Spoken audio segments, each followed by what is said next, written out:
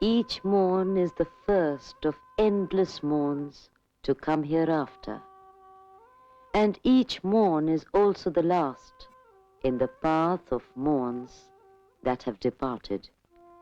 So says the Rig Veda, a dawn in bloom, nurturing the seeds of perpetual renewal in the eternal cycle of creativity.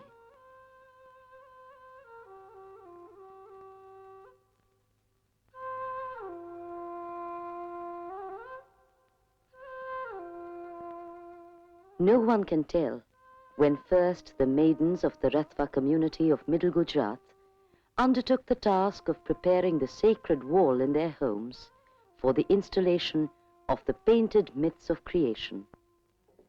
The final coating of white clay over the sacred enclosure for the painting is marked out.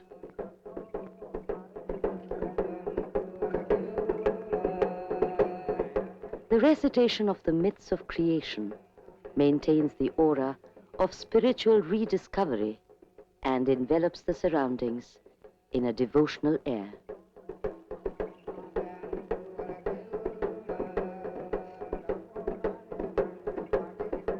The pictorial depiction seeks to retell the mythology and cosmography of the Rathvas. Wooden stencils are used today in outlining the horse.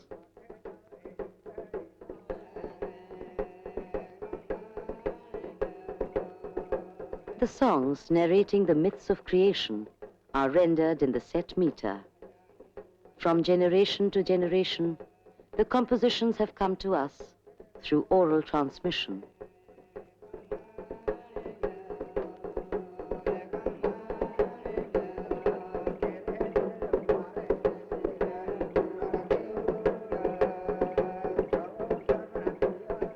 Horses claim a prominent place with repetitive representations both in the world of the gods and the earth below. The wall, reserved in all its sanctity for the painting of the legends of creation and Pithuru, a most revered Rathva god.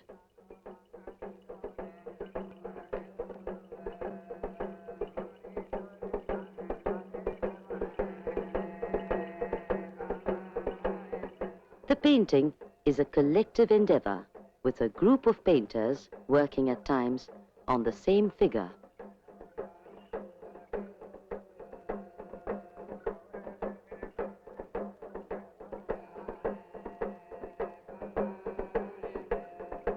The tradition continues and certainly will continue as long as the Rathvas retain their community consciousness. From such sources of time and tradition does Indian folk painting draw its strength and sustenance.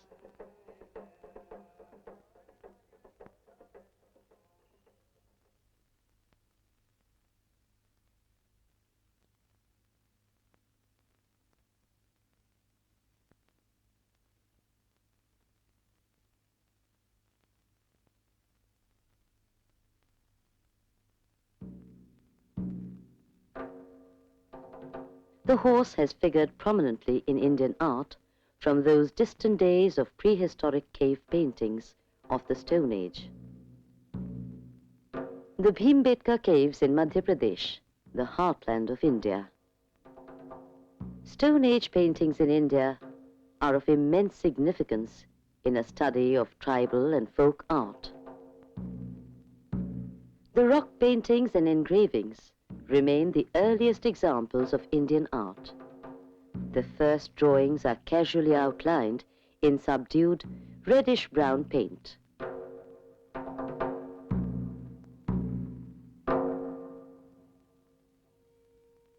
In course of time, however, the white line was introduced. Similarly, the blank inner surfaces came to be filled in later.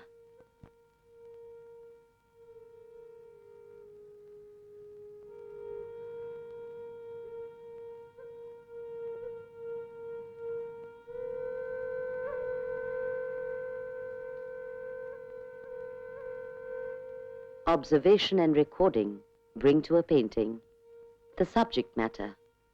Thus, The cave dwellers' early exercises in art relate to hunting scenes and wild animals.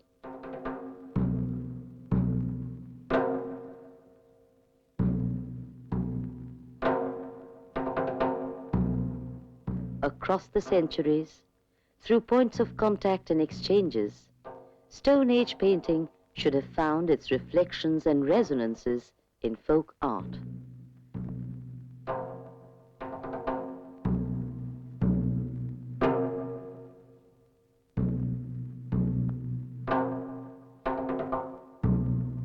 The cave of the mind absorbs the human consciousness in deep darkness.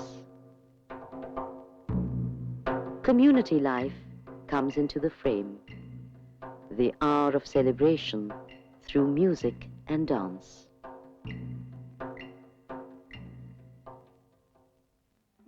Exits and entrances. The days of wandering are over. The home has now a set location, a welcome doorway.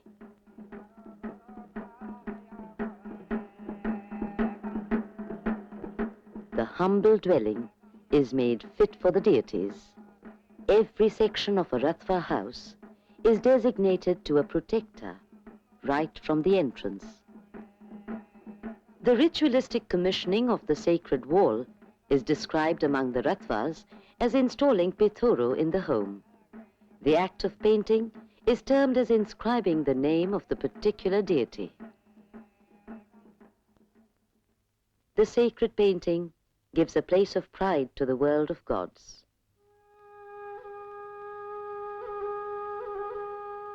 The sun and moon are endowed with great importance in the creation myths of the Ratvas.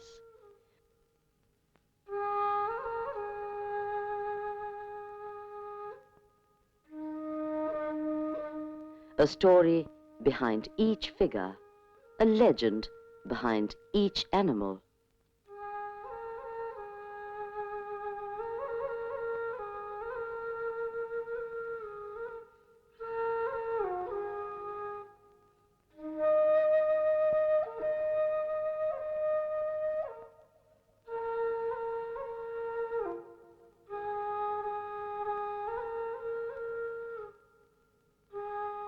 Below the kingdom of the gods, under a wavy line of festoons, is depicted the marriage procession of Pithoro.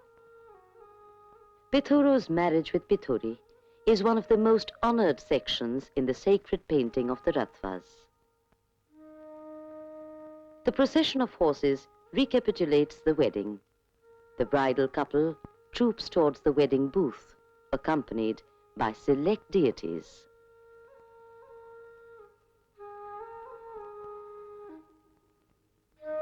The bottom section of the painting retells the myth of creation with the tiller of the earth, the cowherd and cattle, and creatures of the jungle making the legend.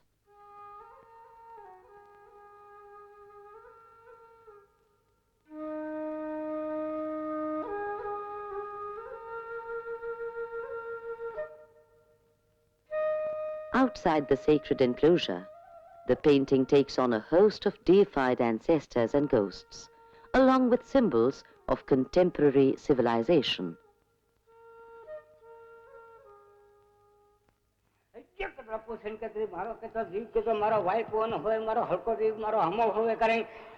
Now to the Pithoro Vakpo, or the reading of Pithora, the consecration of the sacred painting in a Ratva household.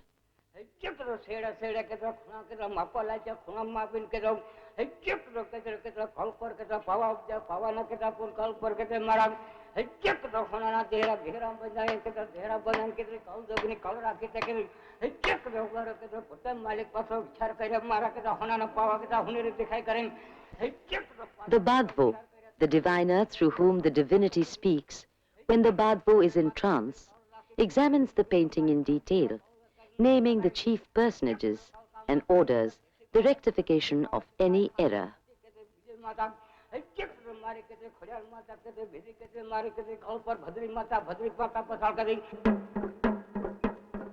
Pithora is the protector of all Ratva households and their cattle.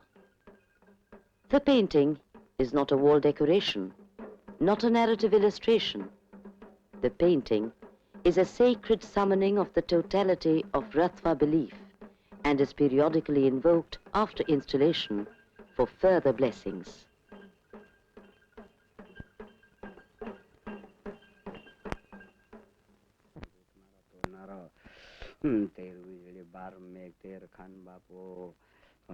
Across the face of India, the black thread of magic weaves its design, attuned to a basic folk vision.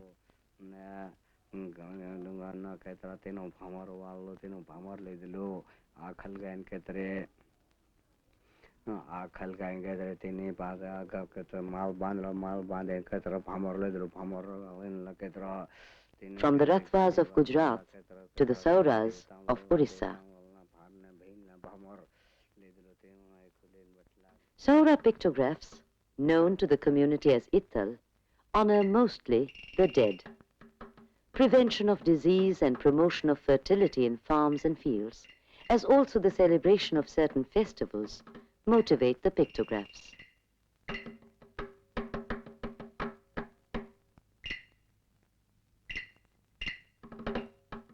Geometric and symbolic designs of the ancient past, dating from the Indus Valley civilization, repeat themselves in tribal and folk imagination.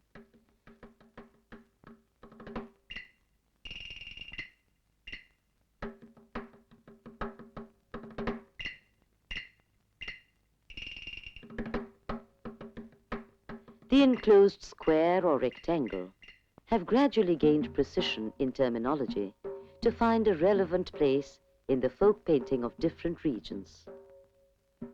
The Saura pictograph is visualized through a dream experienced by the householder or the painter. Painted in white on red ochre-washed clay walls, the pictograph is ritual-bound and presents a host of symbols.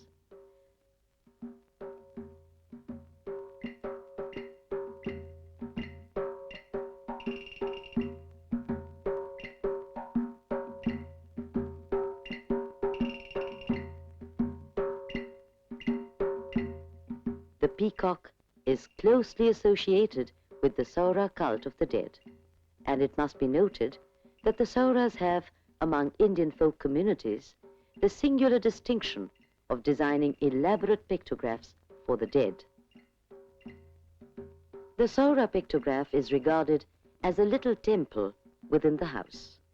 The Ittal, in certain cases, is repainted every year, gathering in time a superimposed effect of old and new apprehensions. A world within a world of original dwellers, the Wadli Adivasis of Maharashtra, nurturing through the clash of centuries their cherished clan and community roots. Wadli painting reflects in essence the compact imprint of a way of life, defined by a compendium of traditional beliefs and ritualistic practices. The clear and crisp style of reducing the world around and the world within to simple symbols gives to Wadli painting a certain freedom to embark on creative ventures in the contemporary context. The folk element is well preserved, almost perfected to contribute to the painting as art.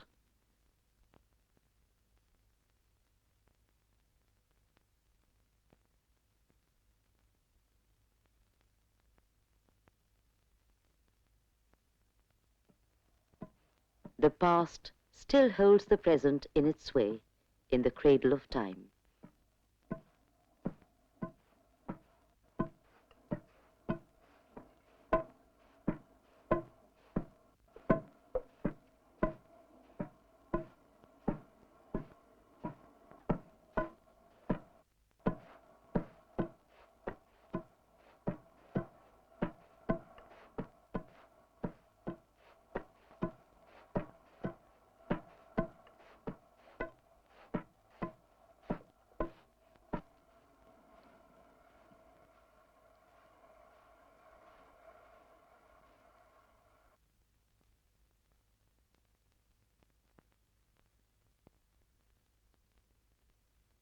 The present weaves the same pattern for the future.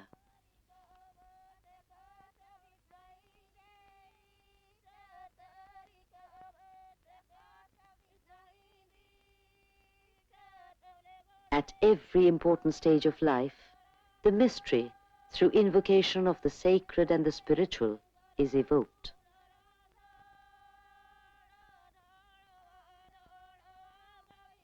With the sun and the moon, the landscape, a section of ancestors, and scenes of festive celebration, the Wadley marriage painting wraps up the past in the present, for the future to face any predicament.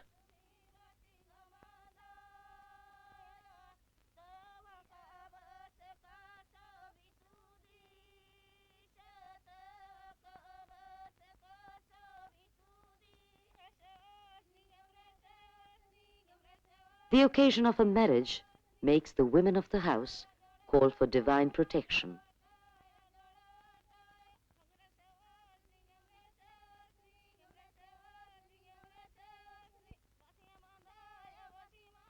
The painting, then, is not the work of a hand. The chalk or the square is endowed with the power of the divine through elaborate ornamentation and the deification of the goddess Palghat, without whose blessings no Wadley marriage can take place.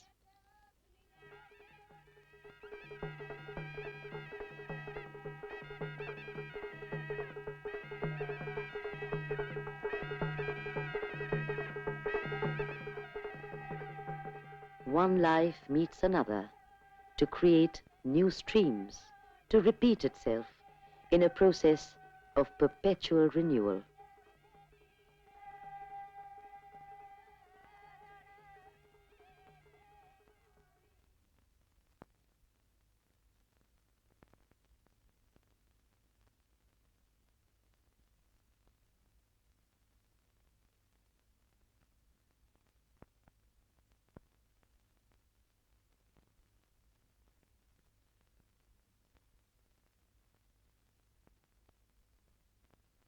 The alphabets of art, two intersecting lines, wait to be transformed into two triangles, with the apex as a meeting point, to become the body of a human figure.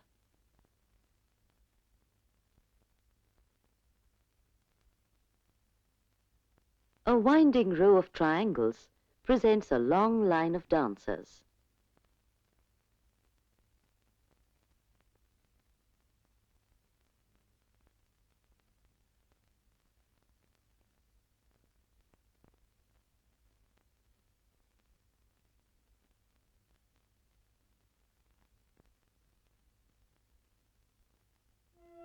The intrinsic appeal of Wadley painting lies in the fact that the idiom and imagery can be extended to cover the panorama of life in all its changing perspectives.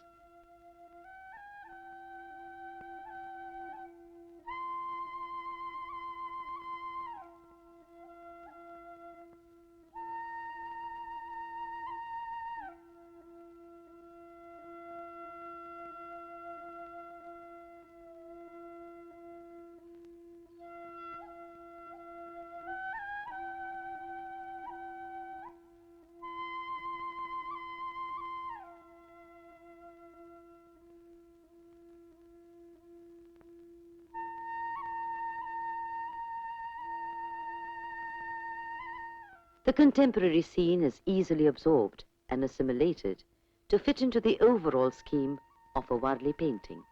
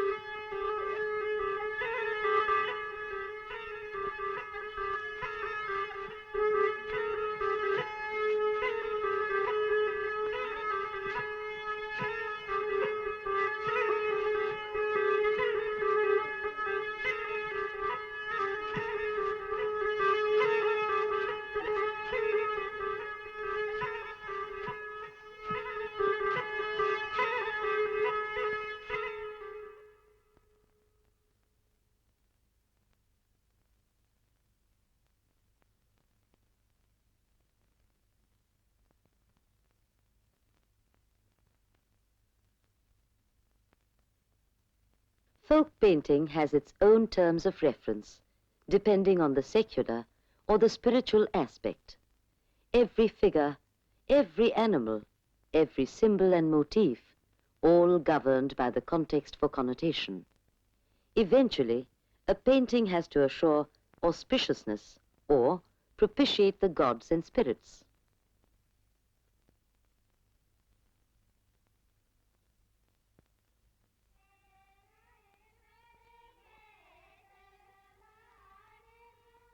In the season blessed for marriages, the air of romance sweeps across the land.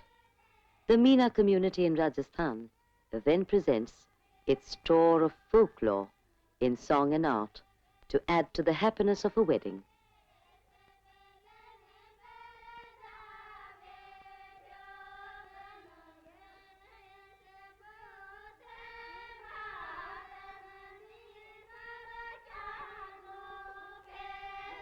Folk painting brings with it a quiet sense of aesthetics to awaken the community to an appreciation of beauty.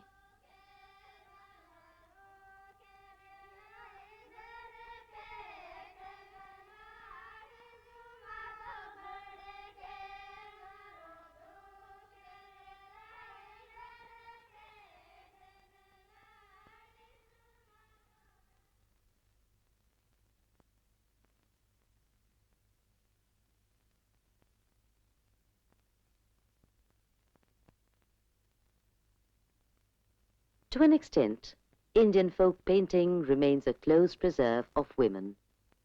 The decoration of humble mud walls, both outside and inside the home, brightens the dwelling, lessening the rigors of a dreary routine. Every season has its own days of rejoicing, and Diwali, the festival of lights, remains a Big Bang celebration.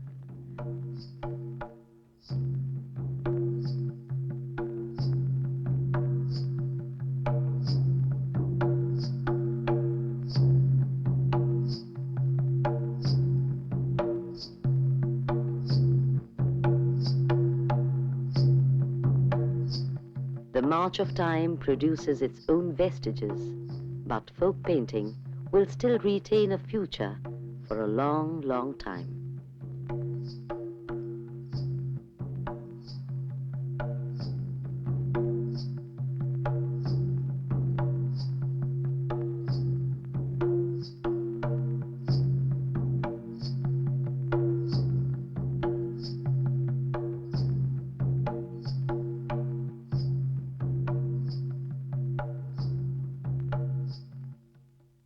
Lakshmi, the goddess of fortune, comes with the festival of lights.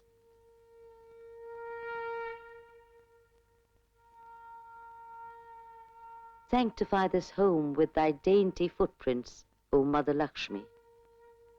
From the walls, the auspicious designs and symbols pattern the floor as Alpuna in Bengal.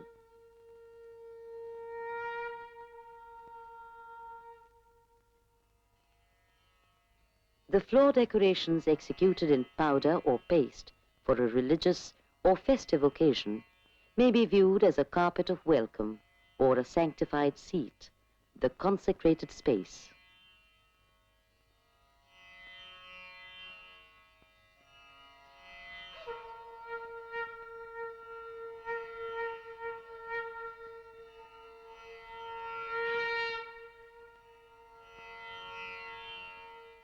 Lakshmi is honored to remain forever with the home for the prosperity of the family. What is Alpuna in Bengal is Rangoli in Maharashtra and Karnataka.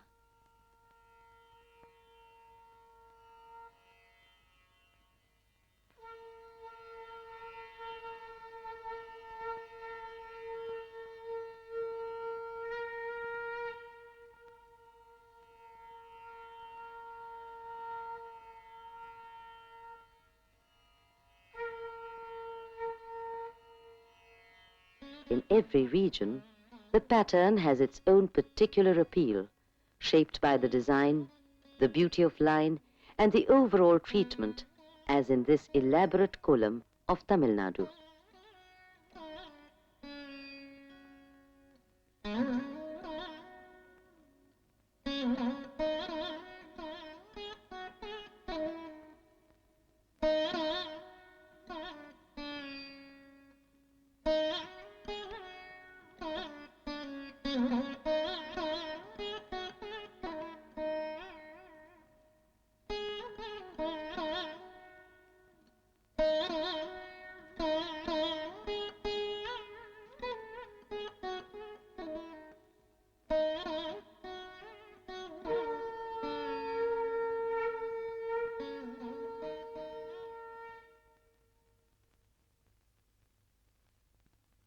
Now, the gods rise in epic stature. Here in Mithila, the ancient Videha, was born Janaki, the daughter of Janaka, who was to become Sita, the consort of Sri Rama. In Mithila, Indian folk painting was destined to reach the heights of glory with grace abounding.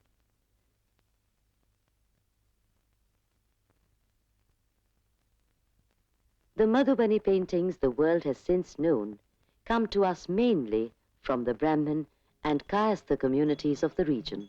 But the artistic talent appears to be so inborn in the women of the region as to rise above caste and community distinctions.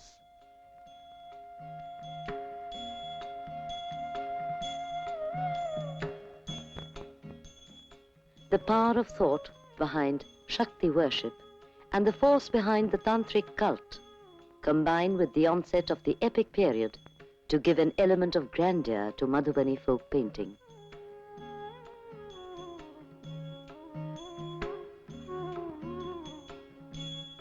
Household and clan deities, Griha Devatas and Kula Devatas, are installed in an inner room, the Khobarghar, the bridal room.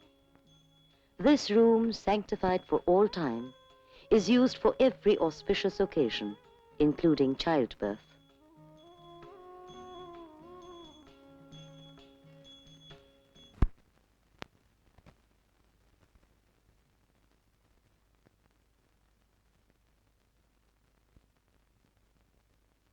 Celebrations in the family, such as a wedding, become an invitation to the gods and goddesses to grace the occasion and bless all.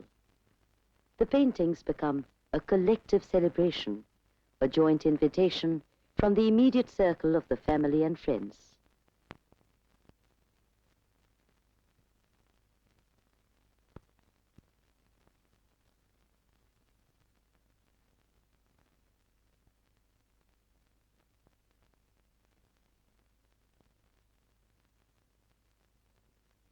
The sun and moon are witnesses to the offering of Purna Kumbha, the pot full to the brim.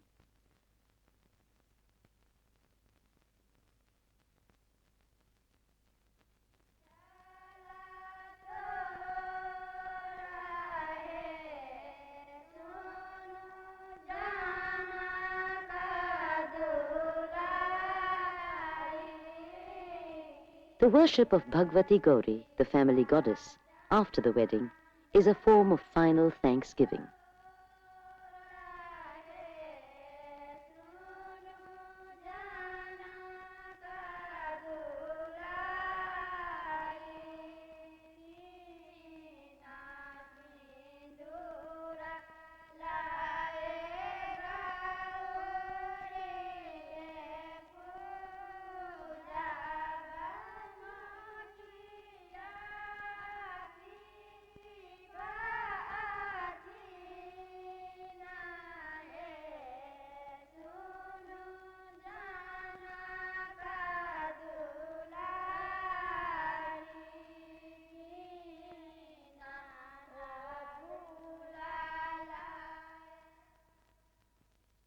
From village to village, from woman to woman, the paintings vary in style and stress, exaggeration and emphasis, but at all times the substance remains. Madhubani paintings can, in imagination, seek the spatial quality of frescoes.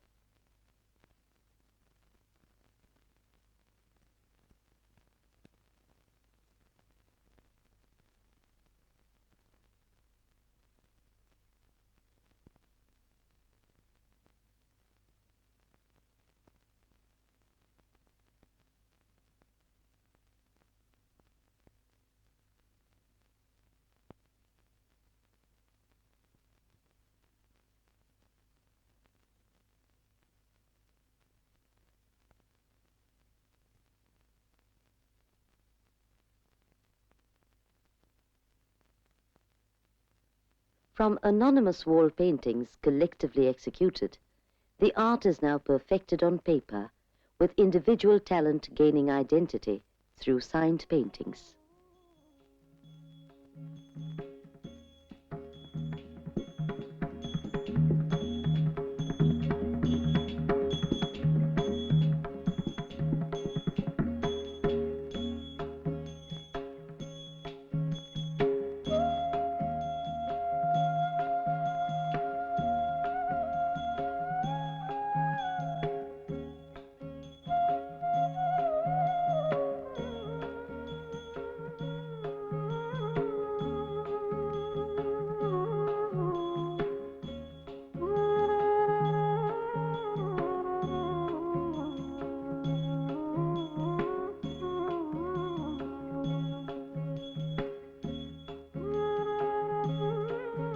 The act of painting remains, however, an intense prayer, a committed penance. The painter appears to develop a single-minded devotion to establish an intimate, personal communication with the god or goddess portrayed. The face of the adored one stands permanently reflected in the mirror of the mind.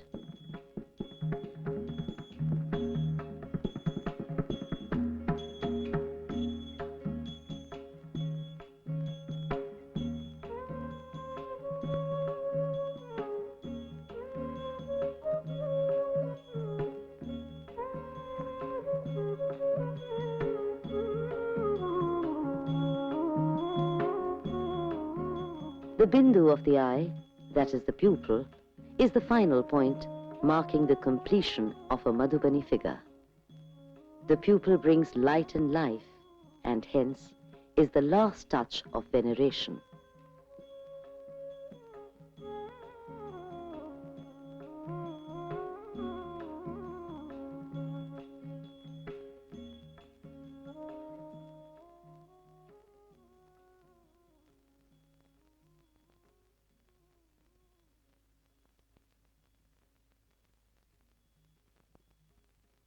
Before the bazaar colors came on the scene, colors were prepared from leaves, roots and flowers. Separate twigs are used as brushes for different colors.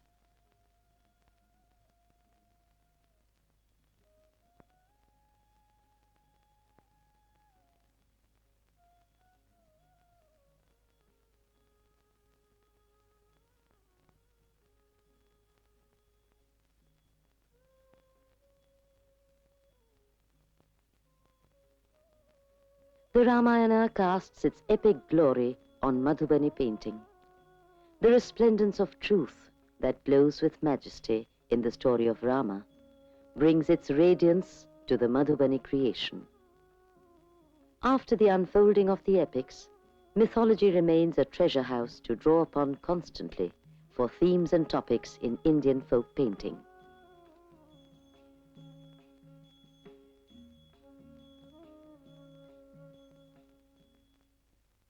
The important stages of life, as the one marked by the sacred thread ceremony of the Brahmin boy, demands a special invocation of the gods.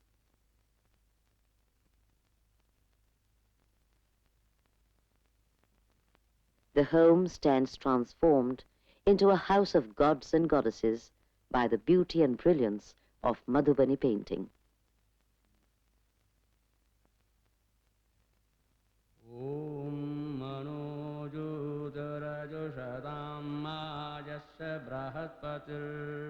Yagyamimam tanotu arishtam yagyam samimam dadhatu. The path of religion and ritual stands consecrated by art.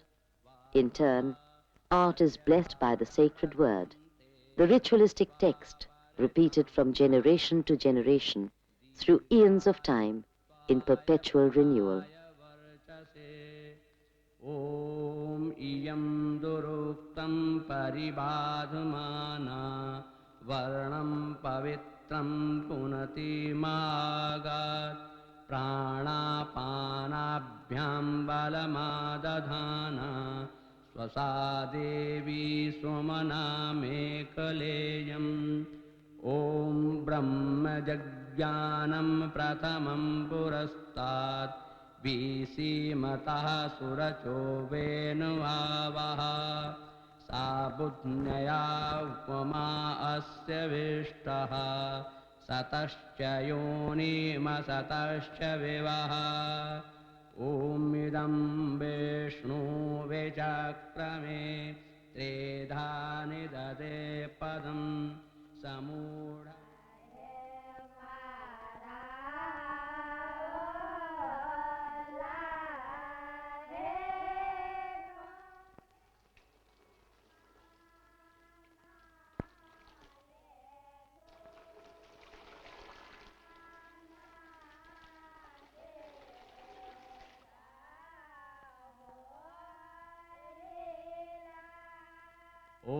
The Brahmin boy is born again, invested with the sacred thread, a second birth for the twice born.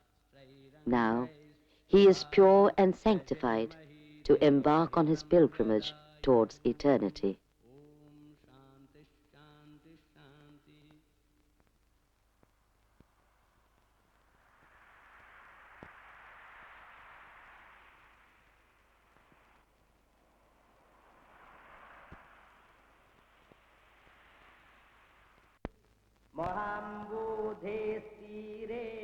On land, time has a long tale to tell, a never-ending tale of centuries. In the land of Orissa, it is the tale of Jagannatha, also known as Purushottama. To the pilgrims at Puri in Orissa, the story of Jagannatha, the Lord of the universe, his brother Balabhadra, and their sister Subhadra, is enshrined forever in the mind after a visit to the temple. The story is told in masterly fashion with simple eloquence by the Chitrakars, a community of Orissan painters, as exemplified in the paintings of the triad.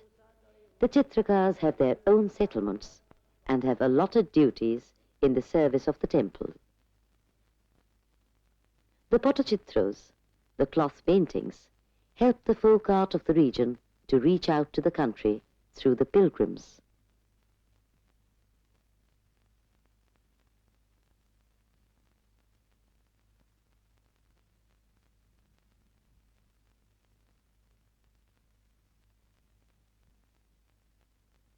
The latter-day identification of Jagannatha with Vishnu has given ample scope to the Chitrakars of Orissa to extend the subject matter of the paintings to other major gods of the Hindu pantheon.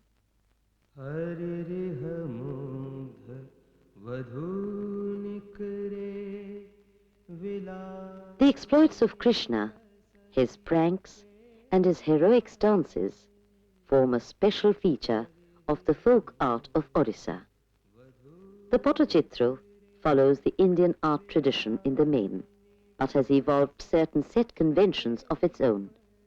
All deities have their allotted color based on their characteristics.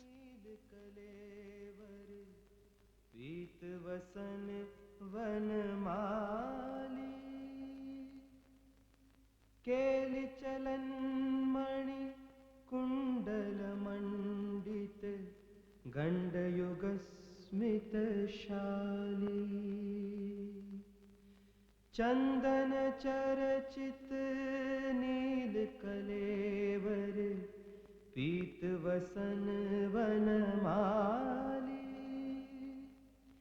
केली चलन मणि कुंडल मंडित गंडयुग स्मित शाली हरिरिह मुग्ध वधूनिक रे. The seated or standing poses borrow their stances from classical dance.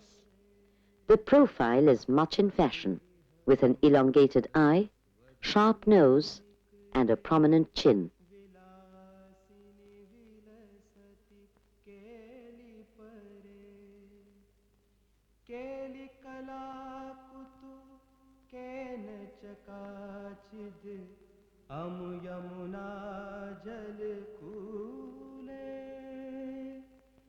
मंजुल वंजुल कुंजगतम विच कर्ष करेणद कूले केली कला कुतु केन चकाचिद अम यमुना जल कूले मंजुल वंजुल कुंजगतम विच कर्ष करेण दुकूले हरिरिह मुग्ध वधूनिक रे Vilasini villous. In terms of the economics of earning, folk painting has its limitations.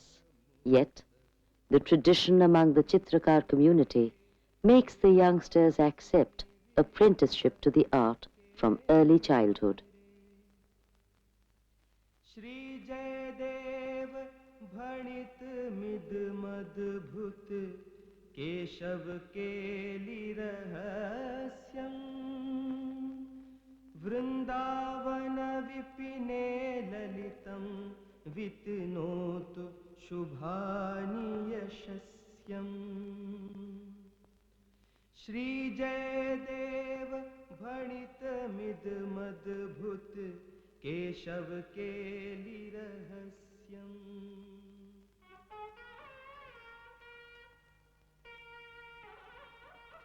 In the shadow of the temple, folk painting found new avenues for diversification and development. The temple had its sculpture, its murals. The figures of gods and goddesses had gained iconographic definition. High art could easily contribute to the enrichment of folk painting. The village deities remained in the interior, while the higher divinities won eternal renown through the epics, the Puranas, and the temple complexes.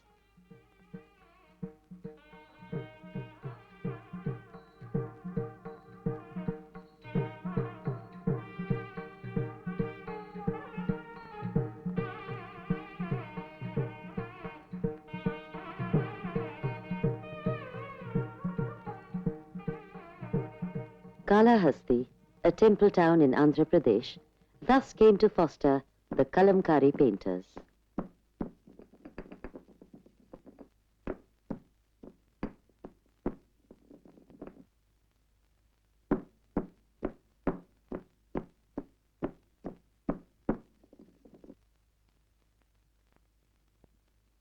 Painted or printed cloth has several traditional centers in India, with hereditary practitioners of the craft.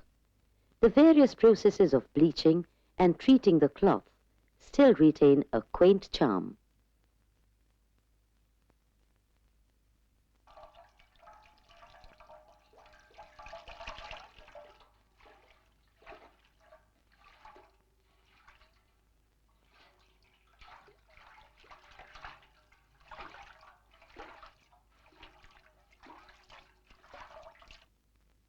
The treatment of the cloth prevents color spreading in the subsequent step of Kalamkari production.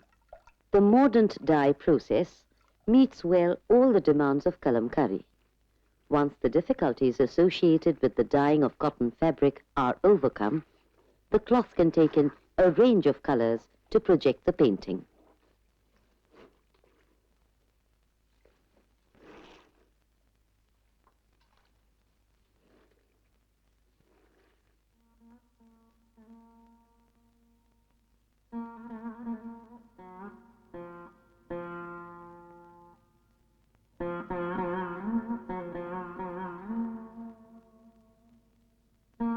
The painted cloth presents an extension of the mural technique.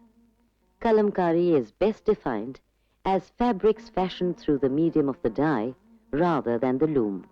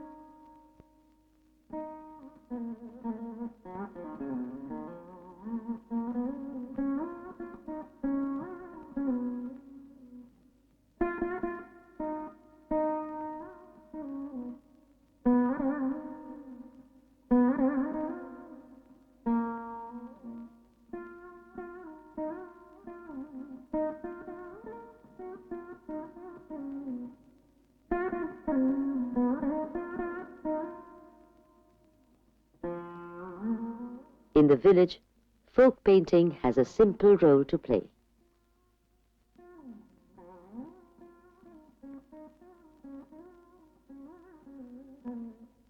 Once it grows with the town, folk painting has to claim an audience to meet the demands of an occupation. However, folk painting of merit does not compromise and cater to the market taste.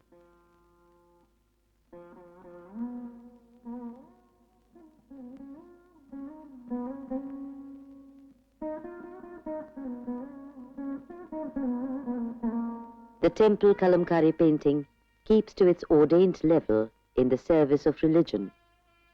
The song Celestial, propounded by Krishna to Arjuna on the battlefield of Kurukshetra in the war of Mahabharata.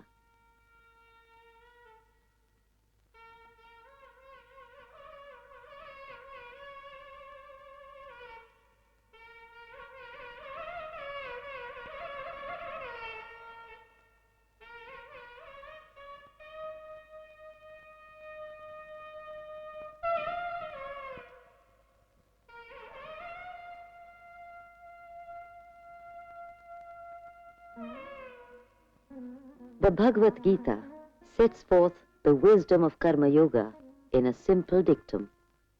Therefore, without attachment, perform always the work that has to be done, for man attains to the highest by doing work without attachment.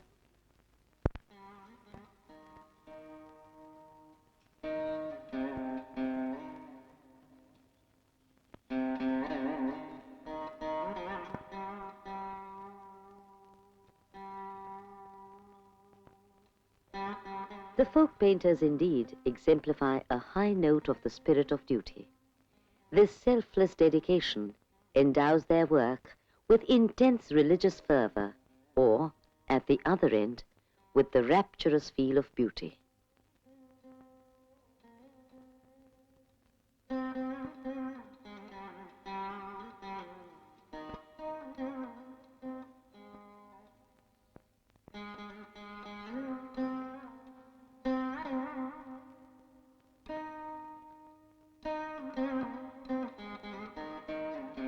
The round-faced, bright-eyed, bedecked divinities spring to life from under the brush-like pen, the kalam, a short piece of bamboo or date palm stick, pointed at the end to form a nib. Traditional painting, in the years of renewal, is abstracted to the desired essentials. Here, the circle and the curve build the composition with seemingly perfect ease, thanks to years of experience. One cannot think of any other way of arriving at the painting without disrupting the harmony.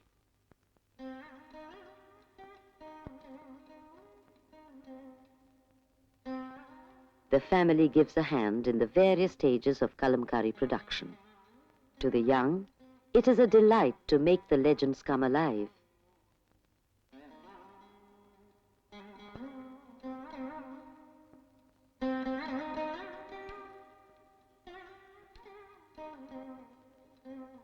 To the old, it is a duty, a devotional task set for the family and the community.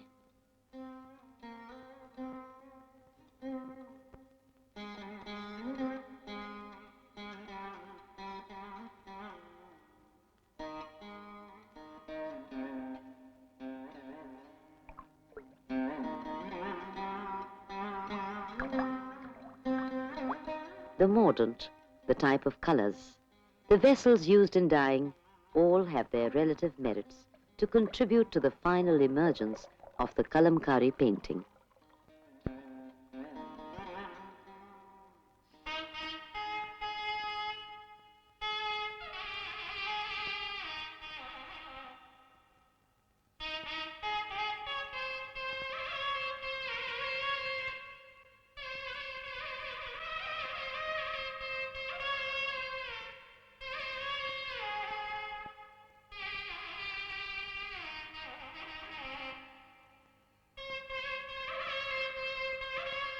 Folk painting today travels far beyond the narrow confines of the town and temple to enter the homes of the privileged as objects of art, with the prestige of master craftsmanship.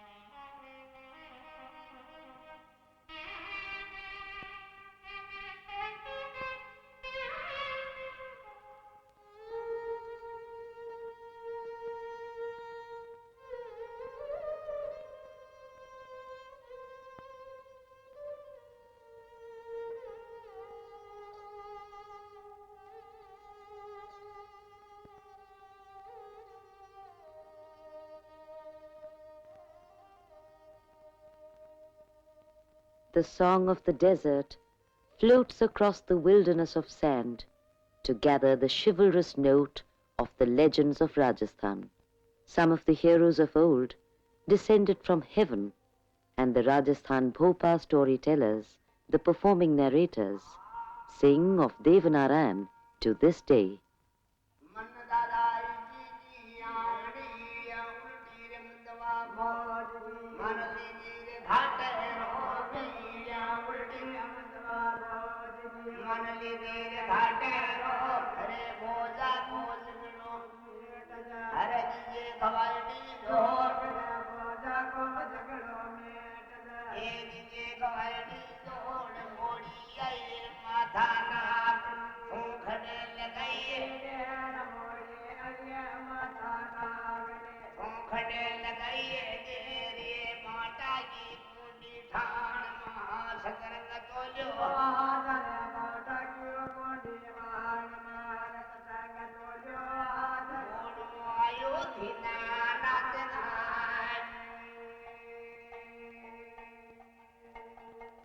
The backdrop scroll painting is executed by the Phar painters. The singing narrators of ancient legends fuse song and art, word and picture, for their program of night-long entertainment, often stretching on to a period of 10 days.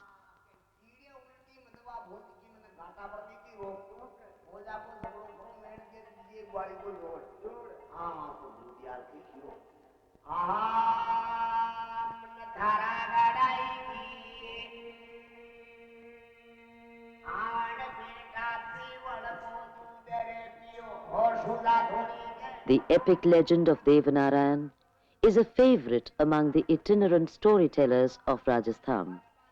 Considered to be an incarnation of Vishnu, the hero has for company a long panel of gods.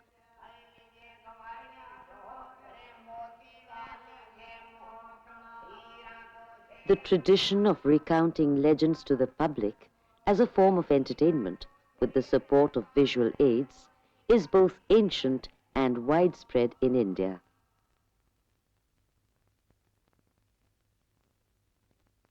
The Phar painting is invariably commissioned by a donor and gifted to the Bhopa singers in the hope that the good deed would be rated as an act of virtue.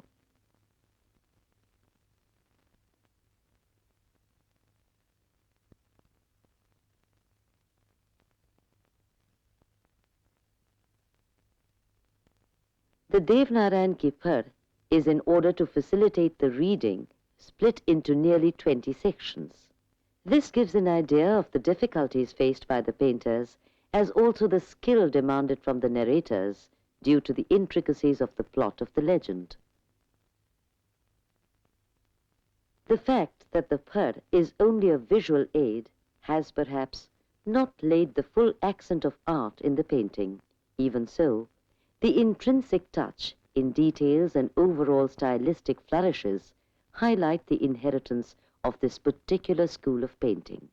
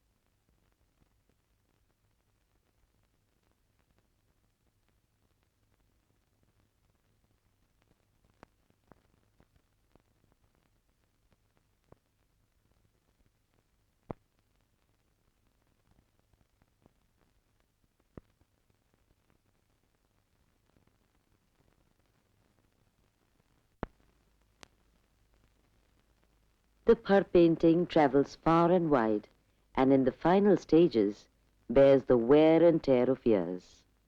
But to the painters and the bards, the Phar painting remains forever sacred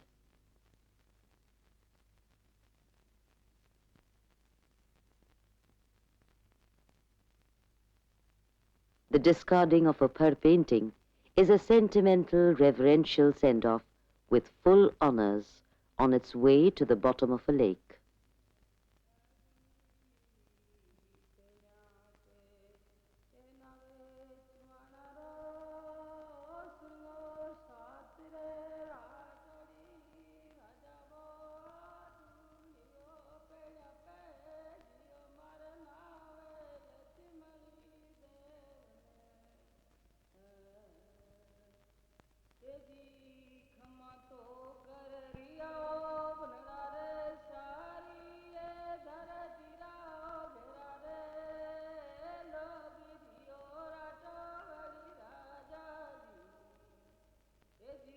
More things are wrought by prayer than this world dreams of.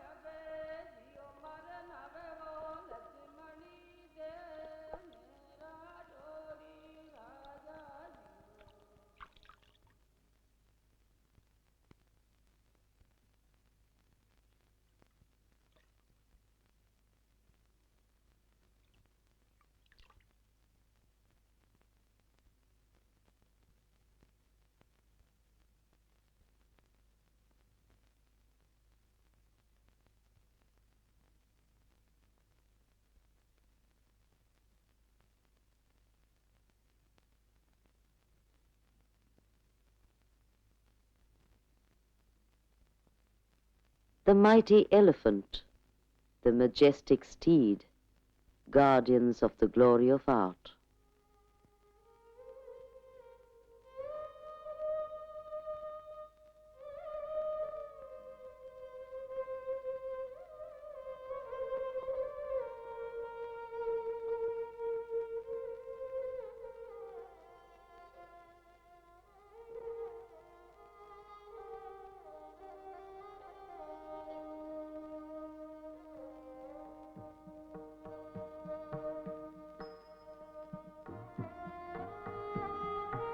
The pearl painters are not many in number, but often one meets an entire household devoted to the art and sharing individual responsibilities.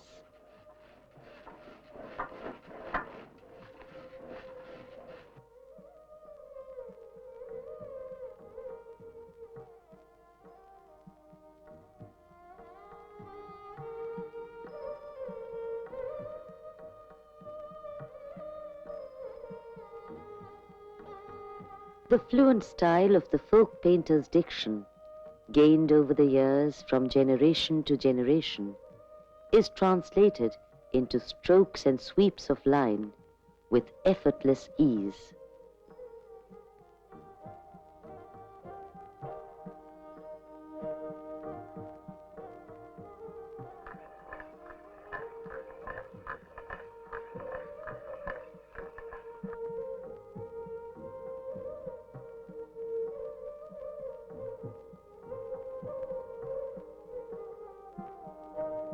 The elders know well the path of prayer chalked out in the pearl painting.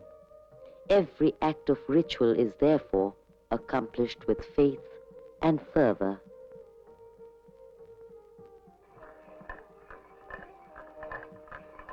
To the young, the joy of initiation kindles the spark of devotion.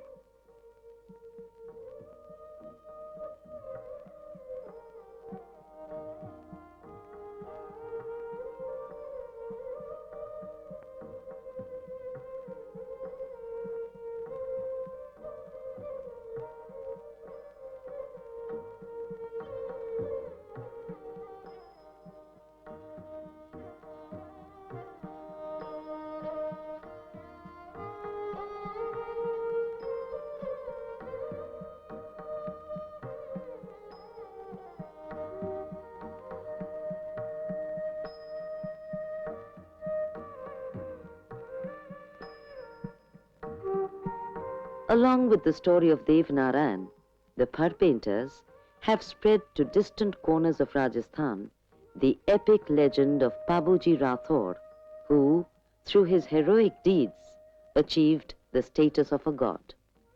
The stories of Rama and Krishna also form a part of the Phar painters' repertoire.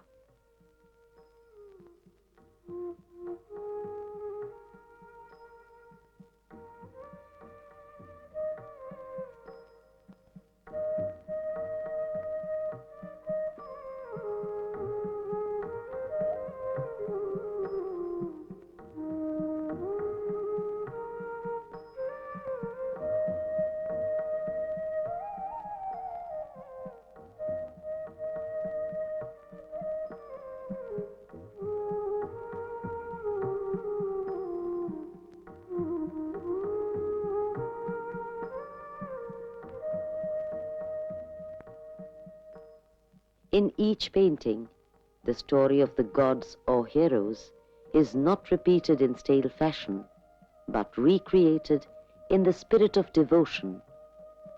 In the glimmer of the lamp, as the Bhopa storyteller weaves the narrative, the moment of mythology will come alive in the Phar painting.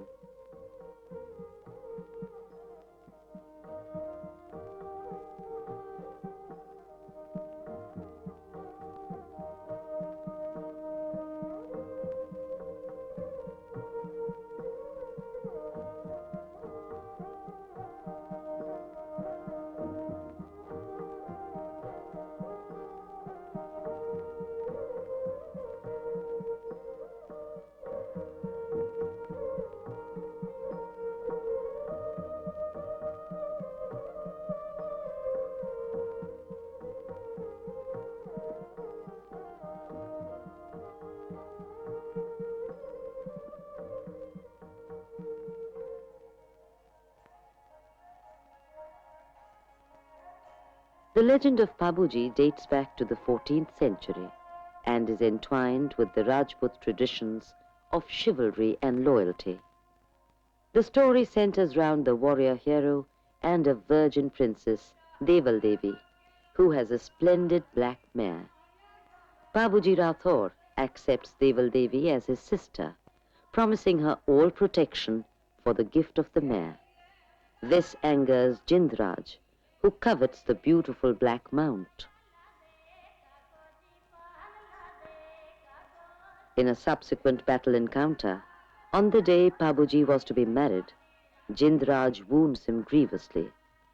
Babuji Rathore, however, is rewarded for his act of bravery, the loyal adherence to his solemn promise to his sister, and is welcomed into heaven along with his bride.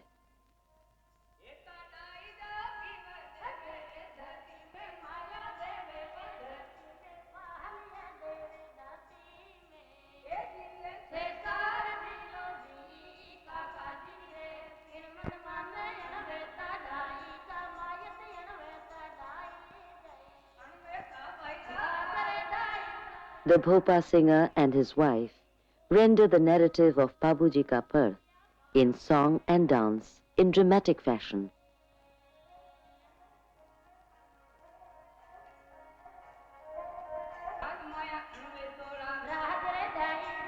Thus descends the kingdom of God into the world of man, and then there can be no future without the past, for the past is a gift of the gods, a heritage from heaven, cherished from generation to generation, a proud inheritance of the people.